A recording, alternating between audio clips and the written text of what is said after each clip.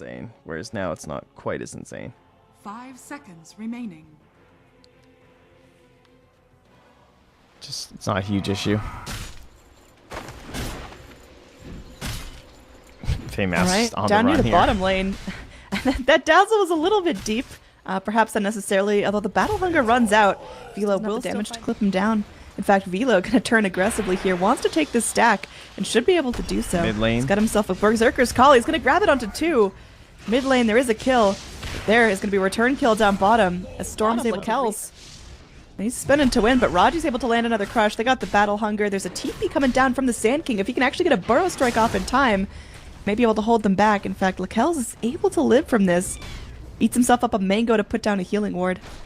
Now wrap around from the mid lane. We are going to have a rotation through. You got Dazzle coming forward. Another burrow strike to hold people in place. Raji's actually in trouble, taking a poison touch. Axe doing what he can to keep the Sand King at bay. Another crush coming forward, but Lakel's with his healing ward. Support spends go. Down bottom, Velo looking for a quick dunk. Wants to get down Lakel's. Oh man, that last spin's able to get the kill. Axe not gonna lose. Building up into a full helm first though. It's kind of an interesting way to play it. Not too often we see it. Going straight in. They want to get NT down. He has the burrow strike, but there's a Slardar there to catch him out. If he does go for it, look at that bait. They got him. Dead Sand King, and they're looking for a dead Sven as well. The body blocks are there. Psionics trying to get the Scoochie damage on him. Another crush to hold him in place. Raji's eating tower shots, but it doesn't matter. One more hit means for 10 more seconds. She's got a meld. Is there any vision going in? The shrine going to be activated.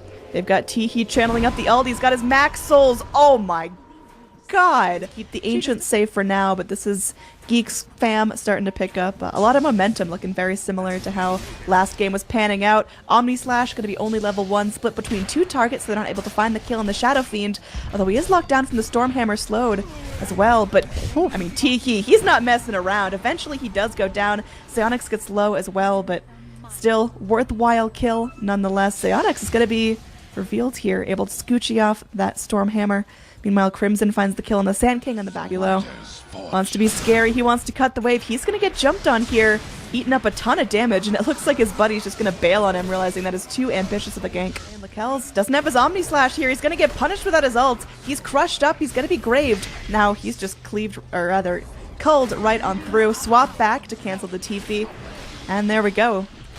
Dazzle is going to be finished off as well. You usually get a lot of the cleave in terms of your scaling. Here we go. They'll find something here. It's going to cost them a Sand King ult.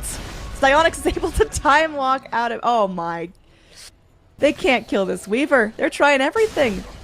They're going to be able to reinitiate on him this time, but Psionics is still going to be Scoochied up. They actually commit the grave onto NT as Raji moves forward. He's going to eat a Stormhammer, and there's going to be a TP in from Lakel's, who has his Omni Slash. He's unloading it onto Raji. Free, I don't think.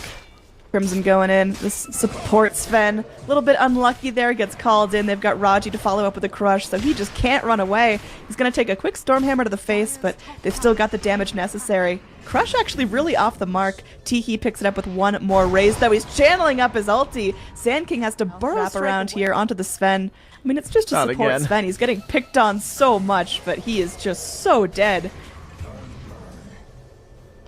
There is no Requiem, so...